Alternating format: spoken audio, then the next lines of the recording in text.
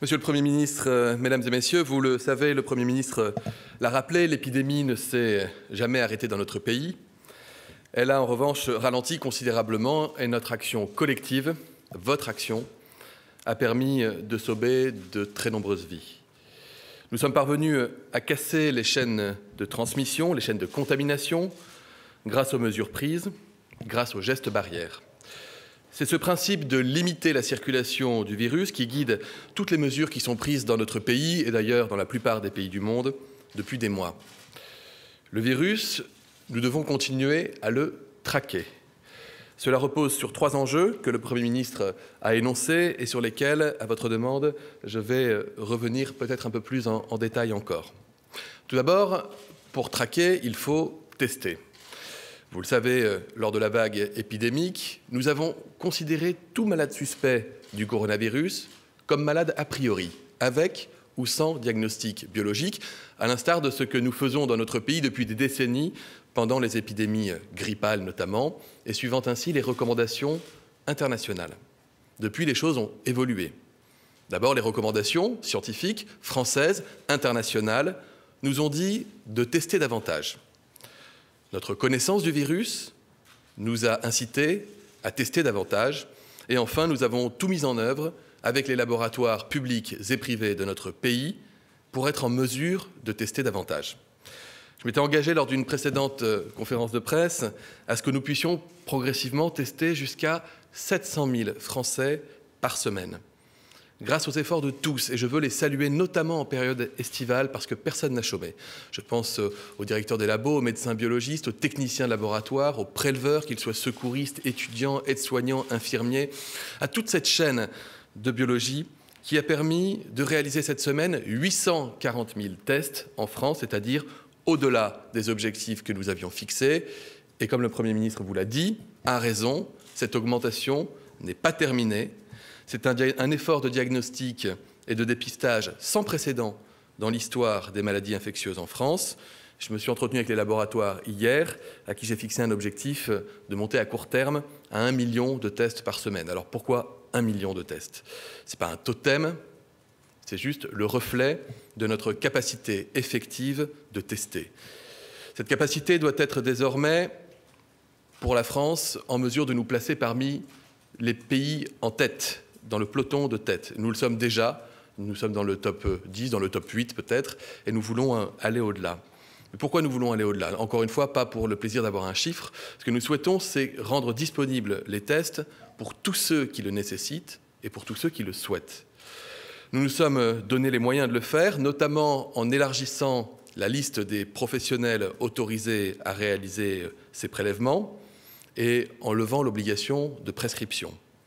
Nous avons également défini une stratégie de priorisation des tests parce que c'est important, à mesure que la demande augmentait, de ne pas passer à côté des situations les plus à risque, notamment les personnes qui souffrent de symptômes, les personnes qui sont cas contact, mais bien sûr les professionnels qui travaillent en contact avec des personnes potentiellement vulnérables, à commencer par les médecins, les soignants. Pour toutes ces personnes, nous devons garantir un accès rapide aux tests et c'est pourquoi ces priorisations ont été déployées dans l'ensemble des territoires et auprès de tous les laboratoires. Nous avons effectivement connu des difficultés dans l'accès aux tests, dans certaines zones de France notamment, des difficultés pour trouver un rendez-vous qui pouvait s'expliquer par la période estivale, par la prise de congés de personnel tout à fait légitime d'ailleurs en période estivale de certains laboratoires, mais nous suivons cette situation de façon très attentive. D'ailleurs, je le dis, il est possible que dans les prochains jours, compte tenu du fait que nous avons recommandé à un certain nombre de Français qui revenaient de zones de circulation active du virus à se faire tester avant de reprendre le cours de leur vie normale, il est possible qu'à nouveau il y ait quelques embouteillages dans certains laboratoires, de certains territoires, mais je le redis, la priorisation est essentielle. Ainsi, si vous n'avez pas de symptômes, si vous n'avez pas été cas contact, mais que vous avez une inquiétude, une interrogation et que vous souhaitez pouvoir vous faire tester, il est possible que dans ce contexte particulier des prochains jours, on puisse vous demander de patienter quelques jours avant de pouvoir vous faire tester, mais dans les mêmes conditions, évidemment, que cet été, et ce n'est pas grave en soi. Par ailleurs, nous suivons très attentivement les délais dans lesquels les résultats des tests sont rendus. Dans une majorité de cas, ces délais sont inférieurs à 24 heures. Dans 80% des cas, ces délais sont inférieurs à 36 heures. C'est-à-dire que si vous vous présentez dans un laboratoire et qu'on vous fait un prélèvement, vous avez 4 chances sur 5 de recevoir les résultats le lendemain ou le surlendemain. Chaque jour, grâce à l'action de vos médecins, grâce à l'action des agences régionales de santé, grâce à l'action de l'assurance maladie, vous êtes plusieurs milliers de Français à être contactés par téléphone parce que vous avez été déclaré cas contact par une personne malade. Cas contact, qu'est-ce que ça veut dire? Je le rappelle brièvement, ça veut dire que vous avez été en contact prolongé, étroit, avec une personne qui a été déclarée porteuse du virus, donc potentiellement contagieuse. Et il est donc possible, mais pas certain, que vous ayez été vous-même contaminé par le virus. Et vous pouvez être également contacté si vous êtes personne malade avec un test qui est revenu positif. Si vous êtes la personne malade, lorsque vous êtes appelé, il est fondamental de répondre aux questions qui vous seront posées de manière à nous permettre d'identifier les personnes cas contact autour de vous. Si vous-même êtes un cas contact, lorsque vous êtes appelé, il est tout aussi important de répondre aux questions qui vous sont posées, d'aller vous faire tester et de rester chez vous en limitant vos contacts, comme cela vous est expliqué lorsque vous êtes appelé au téléphone. Tout ce qui concerne l'organisation du test, tout ce qui concerne votre vie quotidienne pendant cette période de mise à l'abri, vous êtes évidemment expliqué lors de cet entretien. Je rappelle ce principe parce qu'en fait, c'est tout l'intérêt des moyens que nous mettons en œuvre dans notre pays pour lutter contre la transmission du virus. Je le dis parce que l'usure, la lassitude, parfois la baisse de vigilance, conduisent un certain nombre de nos concitoyens à ne plus ou à ne pas accepter de participer à cet exercice d'identification des cas contacts, ou plus grave encore, à ne pas respecter cette période de mise à l'abri. Nous avons fait, depuis le premier jour, le choix de la confiance, le choix de la responsabilité individuelle et collective. Contrairement à certains pays, nous n'avons pas mis en place de mesures de contrainte. Cela ne doit pas s'accompagner d'un moindre respect des règles, au contraire, et nous comptons sur chacun d'entre vous. Par ailleurs, nous avons saisi le conseil scientifique en vue d'adapter, si possible, les conditions de cette mise à l'abri, et notamment sa durée. Je rappelle qu'elle peut atteindre aujourd'hui 14 jours, et nous espérons pouvoir avoir un feu vert pour réduire cette période de mise à l'abri. En l'état, elle reste ce qu'elle a toujours été. Une autre manière de vous protéger est de protéger ceux qui vous entourent, et une autre manière d'être informé, c'est de télécharger une application, Stop Covid. Je rappelle qu'elle est gratuite, qu'elle est anonyme, qu'elle est sécurisée totalement. Plus de 2,5 millions, près de 2,5 millions de Français l'ont adoptée. Et je le dis, plus nous serons nombreux, plus elle fonctionnera et portera ses effets avec efficacité. Vivre avec le virus, vous le savez aussi, c'est avoir une attention particulière envers les personnes vulnérables, envers les personnes précaires également. Concernant les personnes âgées en EHPAD, vous le savez, nous avons été amenés à prendre au printemps dernier des décisions très difficiles sur le plan humain, mais des décisions qui étaient nécessaires pour sauver des vies auprès des milieux des personnes âgées protégées. Concernant ces personnes âgées en EHPAD, ce que nous faisons, c'est que nous intensifions le dépistage des personnels, notamment dans les zones où le virus circule activement. Nous maintenons un soutien médical à haut niveau, avec ce qu'on appelle des astreintes de gériatres, des interventions facilitées pour les médecins libéraux en EHPAD, des équipes mobiles hospitalières. Les décisions d'encadrement des visites qui pourraient être prises le seront au cas par cas et de façon toujours proportionnée. Notre but, c'est d'éviter au maximum un reconfinement généralisé des EHPAD parce qu'il a été très douloureux pour les résidents, pour leurs familles, pour les aidants et pour le personnel. Cela ne se fera que si les gestes barrières sont appliqués avec la plus particulière vigilance dans les EHPAD, notamment sur la question du port du masque. Quoi qu'il en soit, les familles doivent et seront informées de toute évolution de la situation.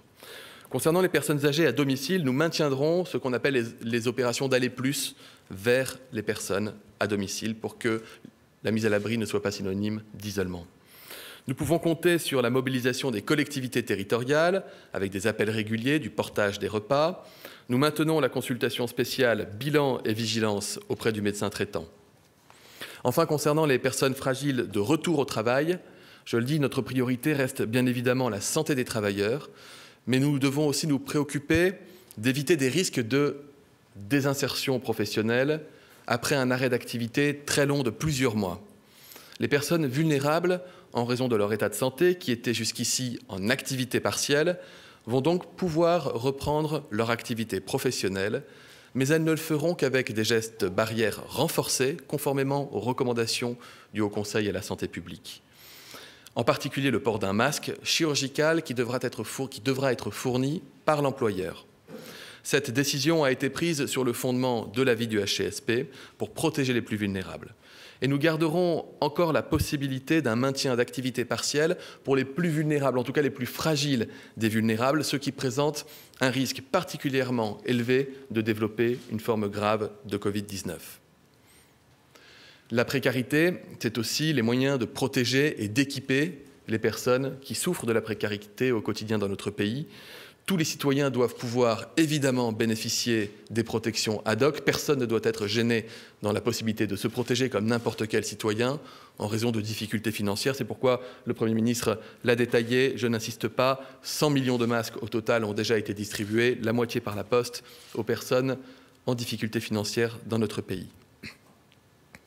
Si malgré tout ce que nous mettons en œuvre pour endiguer l'épidémie, une pression sanitaire trop forte devait à nouveau se faire sentir, ce que personne ne souhaite, et encore une fois, ce que nous faisons tout pour éviter, et nous n'y sommes pas dans cette pression épidémique sanitaire, dans cette pression sanitaire trop forte, nous avons en tous les cas anticipé, sécurisé nos capacités de réponse, qu'il s'agisse des stocks stratégiques de masques, des équipements individuels, tels que les gants, ou encore des stocks de médicaments, de réanimation et de respirateurs. Au sujet des gants, je sais qu'un certain nombre d'entre vous peut rencontrer des difficultés pour se fournir et que les prix ont pu augmenter.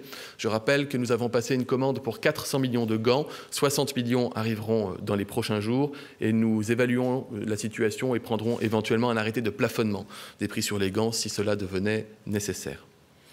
S'agissant de nos capacités en réanimation, chaque région dispose désormais d'une stratégie permettant d'augmenter ses capacités, y compris, si cela le nécessite, en passant par la déprogrammation, telle que nous l'avons connue, des actes chirurgicaux non urgents dans nos hôpitaux. Si la situation le nécessite, ce sont donc 12 000 lits de réanimation qui pourraient être disponibles dans notre pays pour accueillir près de 2 fois plus de patients en même temps que lors de la première vague de l'épidémie.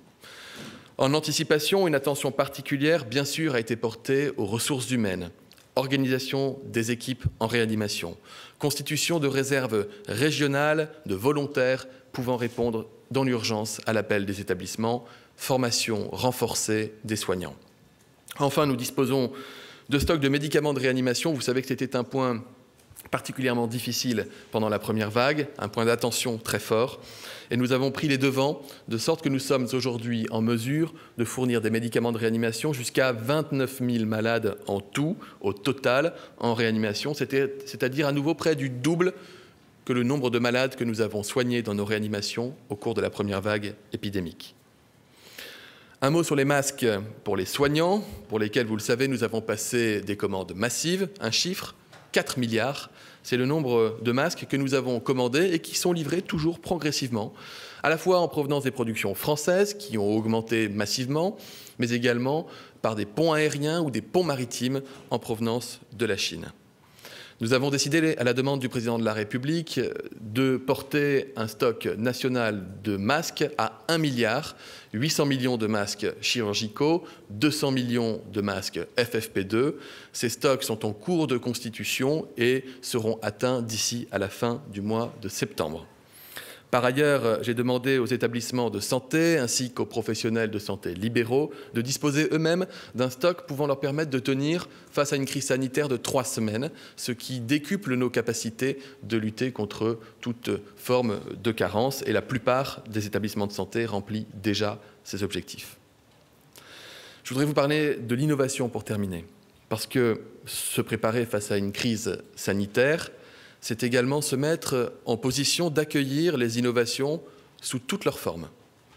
Les crises ont parfois ça, j'ose le mot positif, qu'elles sont de véritables accélérateurs de l'innovation. On l'a déjà dit pour la télémédecine, mais c'est également le cas en termes de recherche en médicaments et en vaccins. C'est aussi le cas dans le champ de la prévention et dans le champ du diagnostic. S'agissant des vaccins, de nombreux laboratoires travaillent actuellement et progressent avec plusieurs technologies de vaccination différentes. Je ne reviendrai pas ici en détail, ce serait beaucoup trop long, pour expliquer comment se passe le développement d'un vaccin, mais je vois qu'il y a, ce n'est pas nouveau d'ailleurs dans notre pays, parfois de l'inquiétude et je voudrais pouvoir y répondre. L'arrivée d'un vaccin dans un pays comme le nôtre, ou dans tous les pays européens d'ailleurs, répond à des règles très strictes. D'abord, on identifie ce qu'on appelle la cible vaccinale et le moyen de lutter contre cette cible.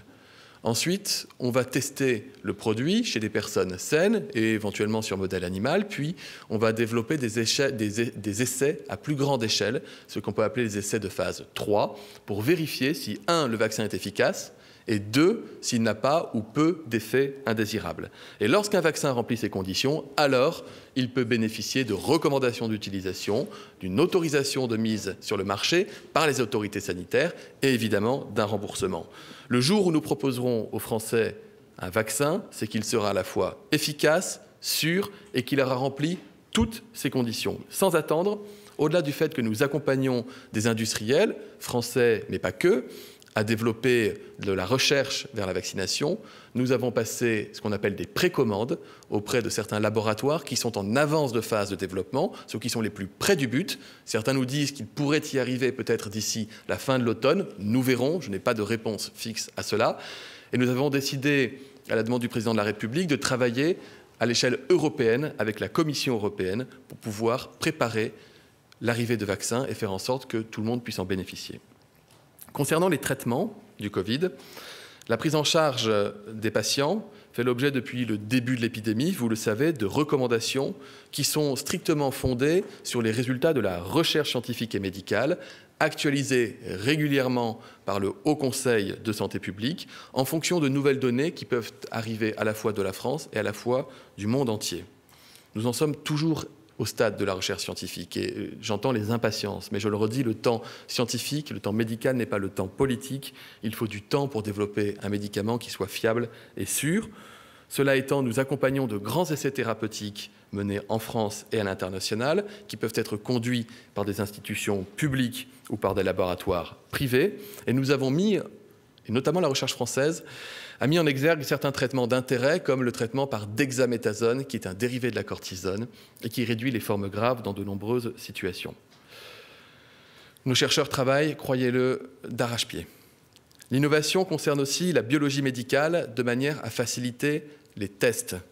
Je pense notamment aux tests salivaires, qui pourraient être demain des tests rapides, faciles, qui pourraient éviter la montée désagréable que plus de 7 millions d'entre vous ont déjà connue d'un écouvillon dans les narines. Mais ces tests salivaires doivent être encore validés sur le plan scientifique pour être fiabilisés. Des études sont en cours à Paris, mais également en Guyane et dans d'autres endroits en France pour répondre à une question. Trouve-t-on autant de virus dans la salive qu'au fond des fosses nasales? Mais ce serait important, ça nous permettrait de développer encore nos capacités de test. D'autres techniques existent, je pense au séquençage massif qui est porteur d'espoir, je pense également à ce qu'on appelle les tests antigéniques qui seront testés par les hôpitaux parisiens dans les prochains jours. Enfin, nous souhaitons comparer l'efficacité du prélèvement par voie nasopharyngée avec l'efficacité d'un prélèvement par voie oropharyngée, comme le peuvent le faire un certain nombre de nos voisins. J'ai saisi les autorités scientifiques pour qu'elles émettent des recommandations. J'espère les résultats dans les prochains jours. D'autres pistes existent, je ne vais pas vous en faire l'article.